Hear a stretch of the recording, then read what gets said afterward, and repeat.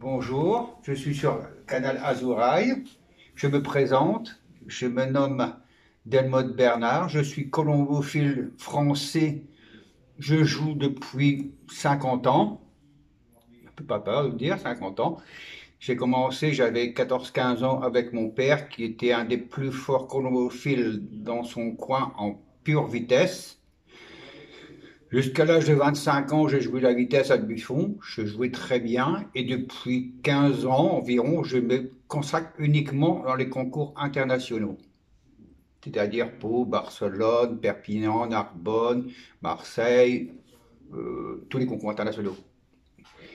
Le petit hic pour nous, Français, qui sont situés à l'Est dans les internationaux, vous savez très bien que le vent détermine un concours. Donc les premiers prix se situent toujours à l'ouest et on lâche à l'ouest. Mais c'est ça les inconvénients de la congolophilie. Voilà. Mon origine, moi, elle vient, c'était un Belge, Monsieur Badou Jean-Paul Donneau, qui a arrêté la congolophilie que j'ai connu. Et j'ai racheté une partie de sa colonie. Récemment, j'ai vu que Monsieur Depaze Lardevoix, dans son pigeon qui fait le 7e Barcelone 2019 en Belgique, il y a une femelle qui vient directement de la colonie de Monsieur Badou, donc je suis propriétaire actuellement. Mes résultats sont très flatteurs. Je ne me lance pas des fleurs, mais je tourne autour de 70 à 75% de prix actuellement. Par exemple, cette année-ci, enfin l'année dernière, 2019, j'ai fait un 3 sur 3 à Pau. J'ai fait un 5 sur 12 à Barcelone. Mauvaise condition, lâché, la grêle. J'ai perdu 2 extras. Marseille 10 sur 13. Narbonne 2 sur 3. Et Perpignan 5 sur 7, donc 5 pigeons sur 25 minutes. Pour moi, en France actuellement, je pense qu'ils n'ont rien à craindre des colombophiles belges hollandais. Le problème, c'est les lâchers retardés comme ils sont effectués actuellement principalement sur Barcelone. Parce que par chez nous, à 22 h, il fait noir. Tandis que les pigeons qui volent à l'ouest, en bordure de mer, ont la clarté, et après, sur les autoroutes belges, qu'ils éclairent. Donc ça influence le concours. Voilà ce que j'avais à dire tout simplement. Je viens chez M. Schroeder depuis une quinzaine d'années, car je suis très content de ce... Depuis quand? Quinzaine d'années. 15 ans. 15 ans, environ. Avant, il était à Bilzem, maintenant je viens ici. Je mets 2 heures de voiture pour venir. Et à chaque fois que j'ai un problème, si problème il y a, je lui fais un coup de fil et le problème est résolu parce que M. Schroeder est toujours disponible pour ses colombophiles. Et je tiens à le féliciter pour ça. Et je conseille vivement à ceux qui jouent et qui ont des petits problèmes de le consulter. Voilà, c'est tout ce que j'avais à dire. Je pense que j'ai fait le tour. Et je remercie Monsieur Azoulaï. Abdoulaye de m'a consacré ce temps précieux qu'il a pour connaître un peu un colombophile français qui fait 2 heures de route pour voir un spécialiste en colombophilie pour les soins. Je te demande, monsieur, est-ce que le colombophile a un secret? Tous les colombophiles ont un secret. Moi, je dis la secret, c'est la préparation. C'est la préparation. La préparation. Alors, tu peux me dire comment tu prépares votre pigeon pour le concours? Mes pigeons pour les internationaux, je vais commencer par Pau. 3-4 concours de vitesse, un 300, un 500, Pau. Mais si tu dis ton secret. C'est tout. Mon secret, il n'y a pas de secret. C'est d'avoir de bons pigeons. C'est tout. Pour Barcelone, 2-3 concours de vitesse, 2 450 km. Moi, personnellement, après, je leur mets un mois de repos et ils vont à Barcelone. Mais je montre jamais les femelles.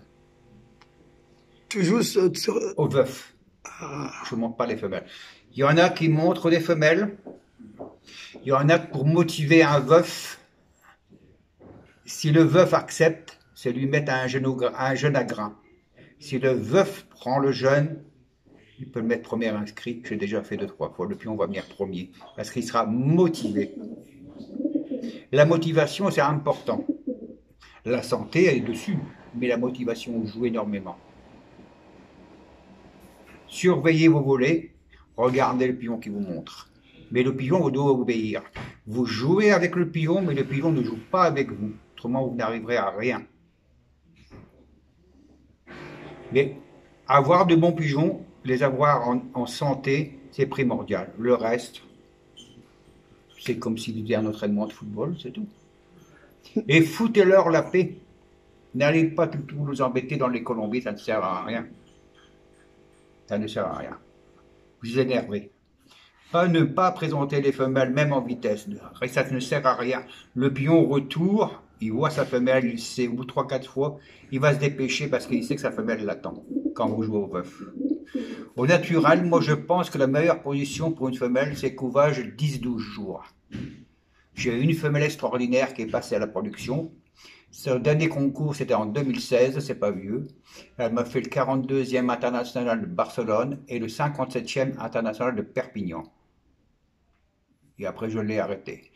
Et c'est actuellement, j'ai ces deux fils qui sont dans le top 100 national Marseille en 2 ans.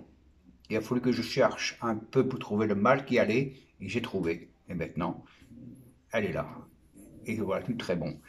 Et mon origine personnelle, ce sont des Badous, Jean-Paul Donoz, qui est un des meilleurs colobophiles pour moi.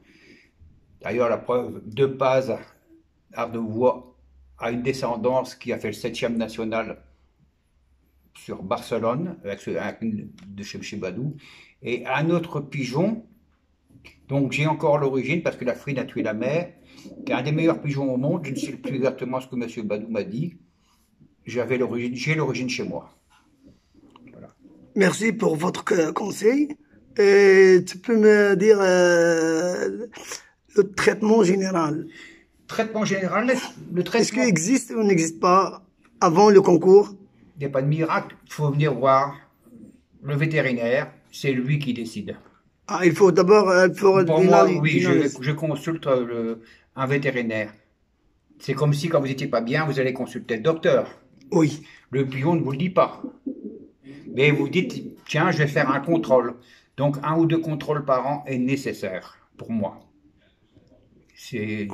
Avant de donner les produits. C'est le vétérinaire qui décide. Moi, je vais passer après dans son cabinet. Et il va examiner mes pigeons. Peut-être qu'il y a un peu de tricot, peut-être qu'il y a un peu de coccidio, je l'ignore. S'il faut traiter ça, il va me dire attendre parce que il va me demander quand est-ce que je vais accoupler, tout ça. Et après, en fonction de ce qu'il me dit, j'agis en sa fonction. Et pour les concours internationaux, dans son livre, je n'ai qu'à suivre ce qu'il dit. Tout est dit. Aussi bien que dans les concours de vitesse ou de demi-fond. Suivez ce qu'il dit. C'est pas compliqué. Faut que je le trouve, la page. Filmé, hein. Voilà. Cette page-là, il dit bien. Voilà ce qu'il dit. Vous voyez, qu'est-ce qu'il dit? Système de soins pour concours de forme. Voilà. Et c'est système de soins pour le concours de programme. Voilà. De 100 km jusqu'à 600 km. Voilà. Et c'est de 600 km jusqu'à 1100 km. Voilà. Moi, alors c'est grand vent. Voilà. Moi j'utilise ça. Je le suis, c'est pas plus compliqué. Ah, toi, tu fais ce programme. J'établis son programme, je suis son programme, c'est tout. Après, s'il y a un problème, ça, c'est à l'amateur de le voir. Une mauvaise volée, quelque chose. Après, bon, s'il voit qu'il y a un problème, soit éventuellement il revient chez le vétérinaire, ou un coup de fil, ça va vite aussi. Vous lui expliquez, le docteur Stroder est vraiment qualifié, il va vous dire c'est ça, hop, il vous envoie le produit, ça vous évite de vous déplacer. Moi, j'ai le plus grand respect pour cet homme parce que je l'admire. Je pense que c'est un des meilleurs vétérinaires au monde. C'est tout ce que j'ai à dire pour lui. Et chapeau. Et il y a énormément de Français que je connais qui me disent non, moi je ne suis pas Seyss-Schroeder, mais je sais qu'ils vont Seyss-Schroeder. Parce qu'ils se trahissent. Une parole, ah, j'ai lâché la parole trop tard. Et j'ai entendu. Mais de plus en plus d'amateurs français viennent le voir. Voilà. C'est pour ça qu'ils en sont contents s'ils reviennent. Voilà. C'est tout ce que je pense que je pouvais dire. Après, il y a eu on va parler un peu de drogue. Il y a deux Français qui ont été pris la main dans le sac, on va dire, qui ont drogué leurs pigeons. Il y en a un soi-disant que de la crème parce qu'il avait des bobos sur ses doigts. Mais c'est à base de corticoïdes. Et doucement. Non, bah non, je ne cite pas le nom. Et le deuxième serait de la base de caféine. Donc ces gens-là ont triché. Donc le CIF, c'est le Centre des internationaux français qui ont fait faire les examens, qui ont été scrupuleux et tout. Le premier a fait appel, il a gagné pour la première fois, pour vice de forme, mais nous avons rattaqué le CIF pour une procédure. Tandis que le deuxième, qui fait figure la deuxième région, il va dépendre de ce qu'il va avoir, qu'est-ce que la deuxième région va lui donner comme sanction. C'est un gros joueur, mais on ne peut pas tricher quand on est pris. Il est passé par la patrouille et là il peut se défendre et il est pris. Moi je dis, il faut sanctionner ces gens-là à vie. Je ne dis pas qu'il y en a ailleurs, peut-être qu'il y en a ailleurs, mais il faut que les pigeons soient sains. Parce qu'il y a trop de tricheurs. Et enfin, merci. Tu peux ajouter quelque chose? Au revoir, hein. On va monsieur. Peut-être à demain, Peut-être à demain. si vous voulez. Allez. Au revoir. Dis merci. Là où j'ai fini, et je vous dis merci d'avance, et puis bonne écoute, et puis merci à monsieur Zoulaï. pour votre amabilité et votre sincérité. Merci. Merci bien.